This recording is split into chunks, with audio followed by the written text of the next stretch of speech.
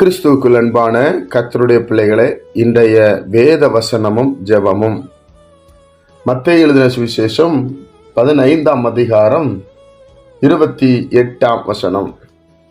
இயேசு அவளுக்கு பிரதியுத்தரமாக, ஸ்திரீயே, உன் விசுவாசம் பெரிது, நீ விரும்புகிறபடி உனக்கு ஆக கடவது என்றார். அந்நேரமே அவள் மகள் ஆரோக்கியமானாள். என் அன்பு கர்த்தருடைய பிள்ளைகளே, இங்கே ஒரு கானானிய ஸ்திரீயை குறித்து நாம் வேதத்திலே வாசிக்கிறோம். அவளுடைய மகள் பிசாசனுடைய போராட்டத்தினால மிகுந்த வேதனைப்படுகிறாள் என்று சொல்லி ஒரு ஆண்டவரிடத்திலே தொடர்ந்து வருகிறதை நாம் பார்க்கிறோம். அப்பொழுது கர்த்தர் முதலாவது அவளுடைய பாவத்தையும், அவள் தேவனை தேடாதவளாய் இருக்கிறதுனால கானானிய பெண் என்று சொல்லப்பட்டிருக்கிறது. அப்பொழுது அவள் ஆண்டவர் அப்படியே கண்டுகிடாம பார்க்காம அப்படி போய்கொண்டே இருக்கும்போது சீசர்கள் ரெஃபர் பண்றாங்க. என்ன சொல்றாங்கன்னு சொன்னா, ஆண்டவரே, அந்த மகள் தொடர்ந்து கூப்பிட்டு இருக்காங்களா, ஏதாவது நீங்க செஞ்சு விடுங்க அப்படி என்று சொல்லுகிறார்கள். அப்போ கர்த்தருடைய பிள்ளைகளே, ஆண்டவர் அந்த மகள் தொடர்ந்து ஆண்டவரை பின்பற்றி வருகிறதை பார்த்துதான் இந்த வார்த்தையை சொல்லுகிறார். உன் விசுவாசம் பெருசு, நீ பெரிய விசுவாசம் வைத்திருக்கிறாய், அதனால நீ என்ன விரும்புகிறியோ அது உனக்கு ஆக கடவுது என்று சொல்லுகிறார்.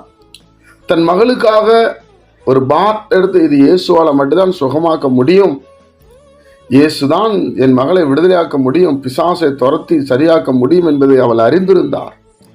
அவள் அறிந்திருந்ததுனால, உன் விசுவாசம் பெரியது, நீ என்ன விரும்புறியோ உனக்கு நடக்கும் போ என்று சொல்லிவிட்டார். என் அன்பு கர்த்தருடைய பிள்ளைகளை, ஆண்டவர் நம்மளை பார்த்து இந்த வார்த்தையை சொல்லுகிறாரா? நாம் விசுவாசிக்கிறோமா? நமக்கு நிறைய நேரம் அவிசுவாசம் தான் நம்மளை தலையோங்கி நின்று கொண்டிருக்கிறது. இதெல்லாம் எப்படி நடக்கும்? பிரியமானவர்களே, மேகம் போன்ற இத்தனை திரளான சாட்சிகள் நம்மை சூழ்ந்திருக்கிறது.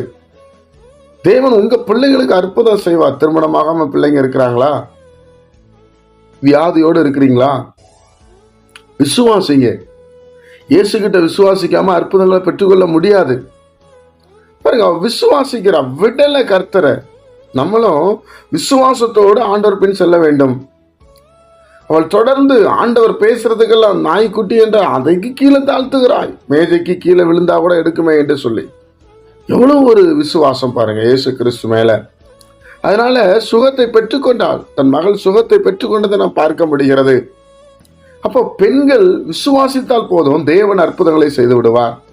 நீங்கள் விசுவாசிக்கணும், காணாததை விசுவாசிக்கணும். தேவன் எனக்கு தருவார், தேவன் விடுதலையாக்குவார், இயேசு நல்லவர் என்பதை விசுவாசிக்க வேண்டும் பிரியமானவர்களே. அப்பொழுது உங்க வீட்டில் நன்மைகள் நடக்கும். ஜெபிப்போமா? பரிசுத்த பிதாவே, உம்முடைய குமாரன் இயேசு கிறிஸ்துவின் நாமத்தில் நாங்கள் வருகிறோம். ஆண்டவரே, இந்த நாளை நீர் எங்களுக்கு ஆசீர்வதித்து தார். உங்களுடைய சமாதானமும் சந்தோஷமும் மனநிறைவு எங்களுக்கு உண்டாகும்படி நாங்கள் ஜெபிக்கிறோம். பிரசன்னத்தினால் எங்களை நிரப்பும், வல்லமையினால் எங்களை நிரப்பும். இந்த நாளை எங்களுக்கு ஆசீர்வதித்து தாரும். நாங்கள் உம்மிடத்தில் விசுவாசத்தை அதிகமாய் வைக்க எங்களுக்கு கிருபை செய்யும் அப்பா. எல்லா மகிமையும் துதியும் கனமும் நாங்கள் உமக்கே செலுத்துகிறோம். மீட்பர் மூலம் ஜெபிக்கிற நல்ல பிதாவே, ஆமென்.